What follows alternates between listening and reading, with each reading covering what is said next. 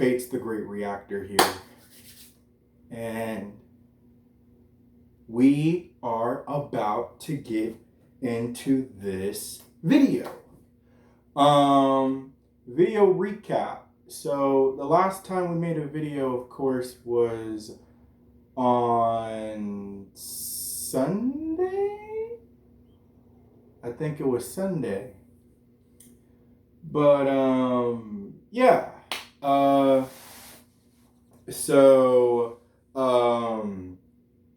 Let's get right into it. So, of course, we know about some of the stuff that has happened since. After that, we got the Warriors beating the Rockets game 1. They play tonight at 8:30. So I'll give a recap on that tomorrow or the next day. All right. Depending on. So yeah. Pretty much to recap. The Lakers, for the most part, showed why Game 1 is Game 1 for a reason. Game 1 is Game 1 for a reason. All right, because they got the snot kicked out of them Game 1. But then they rebounded. They were, handling the Timberwolves pretty good for most of the game. But then the Timberwolves managed to kind of get themselves somewhat back in it, make it a little respectable.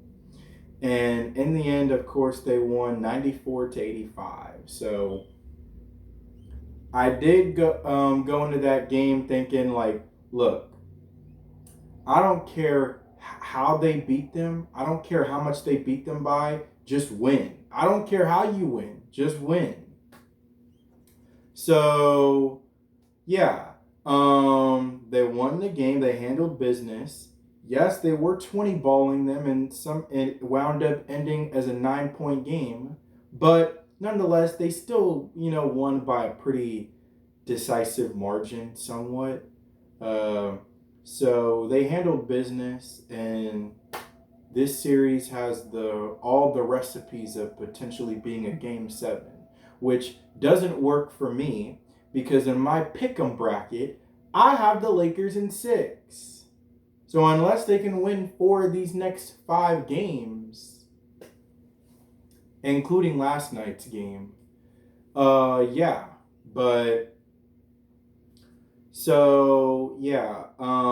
split between the Lakers and Timberwolves. Lakers responded. All right. Speaking of responding, the Clippers.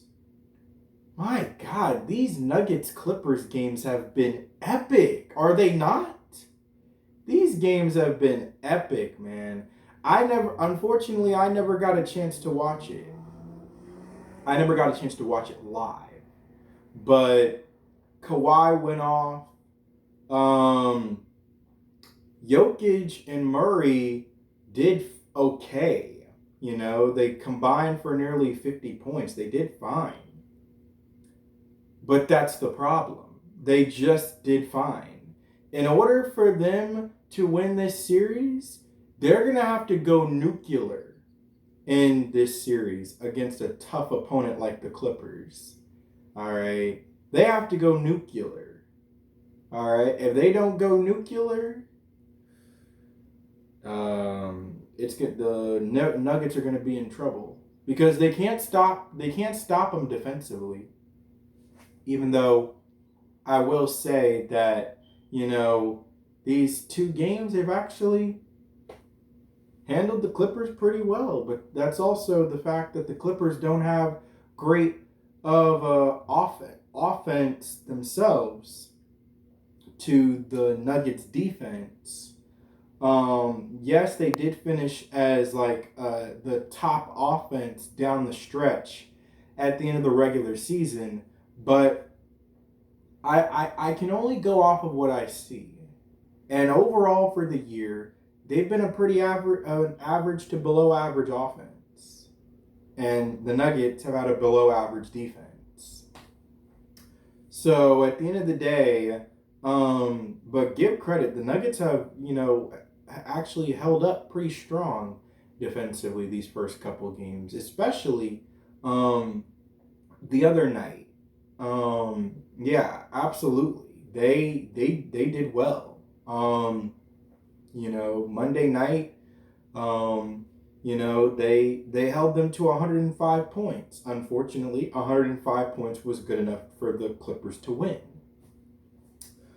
But yeah, like I said, Jokic and Murray are gonna have to go nuclear because MPJ gave you MPJ gave you 15 points.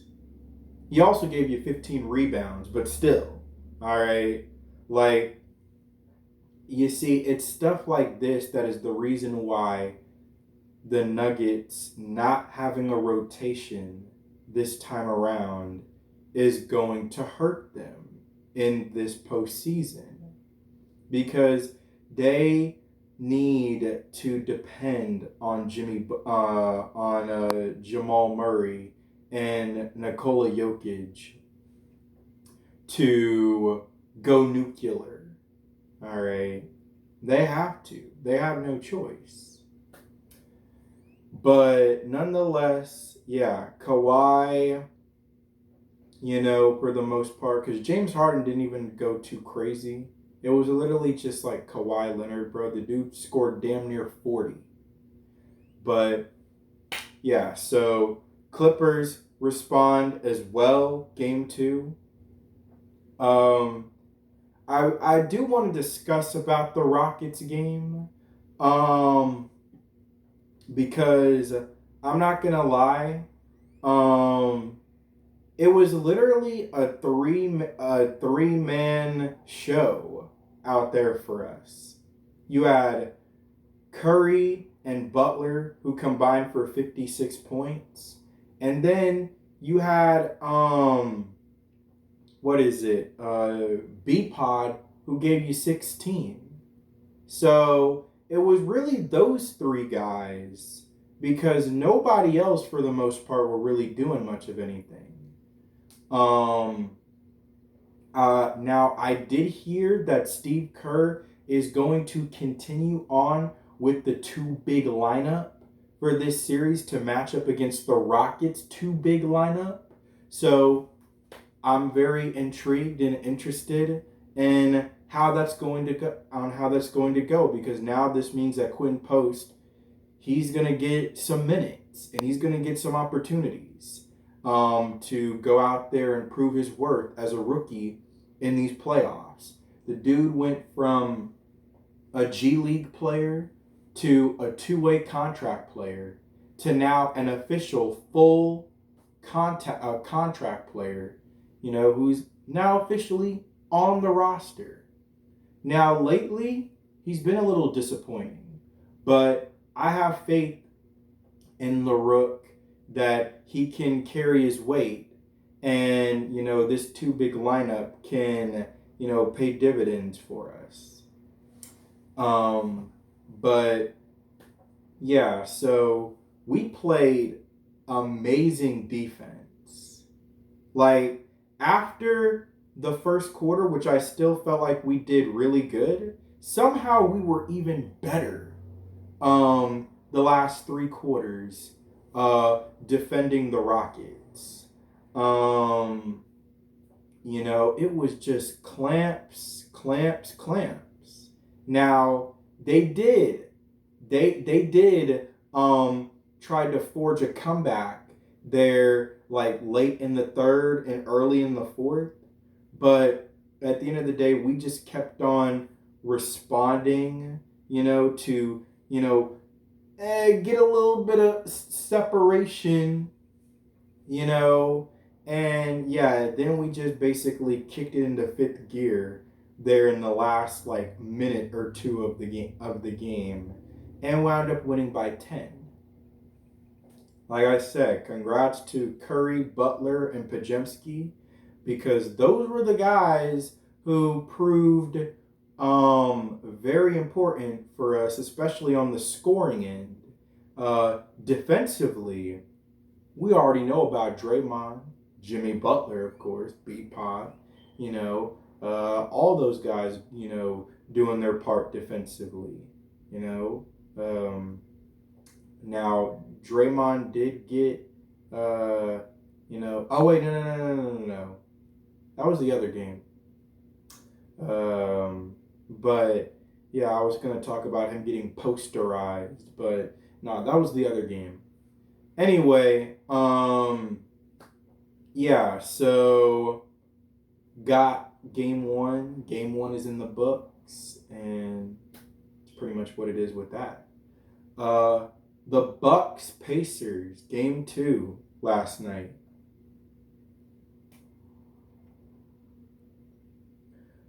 Are the Bucks just chokers now? Like, are they just chokers? Cause, bro, this is ridiculous.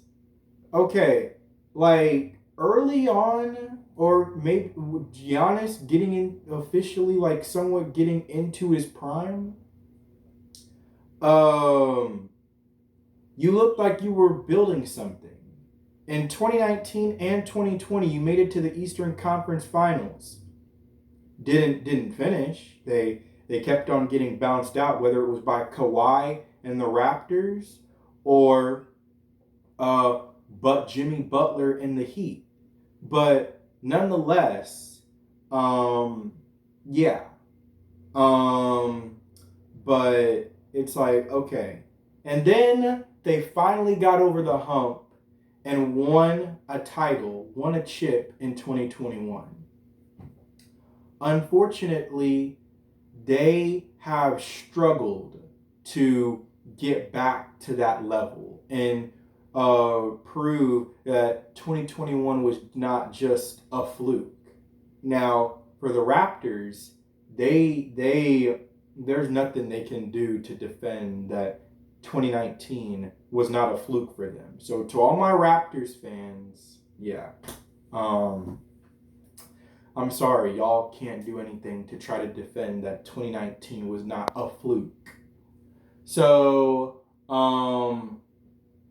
at the end of the day, yeah, like the Bucks, they have been struggling to try to, get back on top ever since, they won the chip in 2021.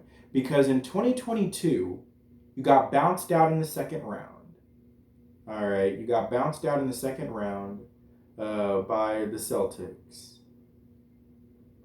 Then, 2023, you got beat embarrassingly by the 8 seed Miami Heat in 5 when you were the number 1 seed. Now, look, Giannis was hurt was hurt after game 1, but it wasn't like y'all were really busting much of a grape anyway when he was out there. Y'all lost both games that he was out there. Whether he was at his full 100% healthy before he got injured, in game 1, or when he came back for game 5 and couldn't do anything. Now look, I gave you a free pass for last year because Giannis and Dame got injured. I gave you a free pass. And I knew that game 1 was going to be tough for you, not having Dame in the lineup. But game 2, this was where y'all were supposed to, now with Dame returning, y'all were supposed to put it back all together, and y'all were supposed to win that game to make it the series 1-1. And, we got ourselves a little bit of some interesting series. But Dame went out there, played 37 minutes, and scored 14 points. Bobby Portis scored twice as many points as Dame last night. Bobby Portis, the dude who was on the trading block just a couple months ago. Anyway, Yeah, nah, in all seriousness, Bobby Portis is a pretty good player. You know, he's a pretty good player, solid player. But there's no reason why Dame, you like, come on, bro. You gotta respond in game three. All that talking you were doing game one, and then game two, you go out there and you play like that. Come on, bro. All right. Like, it was pathetic. And yeah, bro. Like, now you're down 2-0. And I fear this series is already over. I'm sorry. I fear that this series is already over for you guys. And I think it's time to start calling the Bucks chokers. They're chokers. All right? Instead of the Milwaukee Bucks, they need to be called the Milwaukee Chokes. All right? Like, I mean, I'm sorry. You know, the state of Wisconsin is in shambles right now. All right, as far as their sports franchises. But anyway, that's neither here nor there. Um, let's talk about the Thunder Grizzlies series because I completely forgot that that game was happening during that day when I made that video. They freaking 50 ball. I thought you would only see 50 balls in the regular season. Man, in the playoffs, and these dudes are still beating heads in. It's crazy. And then they beat their head in again, last night. So it is what it is as far as that Thunder Grizzlies series. The Thunder are just better. Now maybe the Grizzlies can still win in one of the two in Memphis. These next two games, games 3 and 4.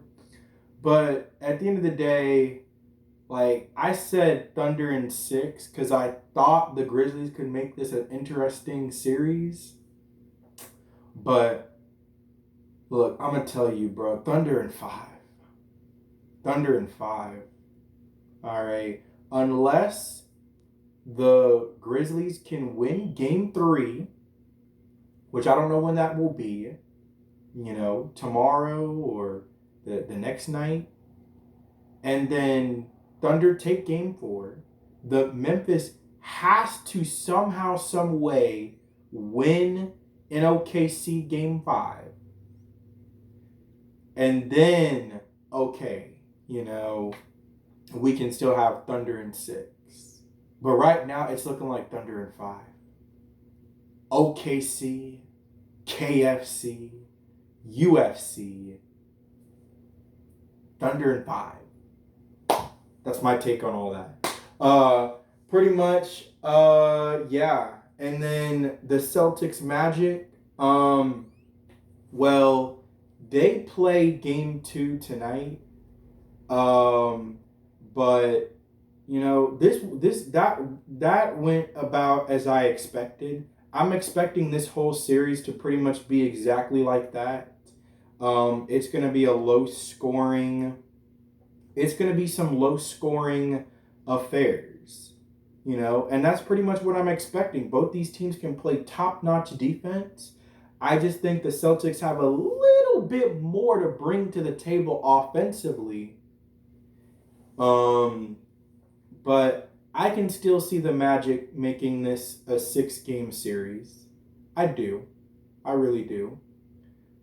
Not much really needs to be said about the Cavs Heat series. The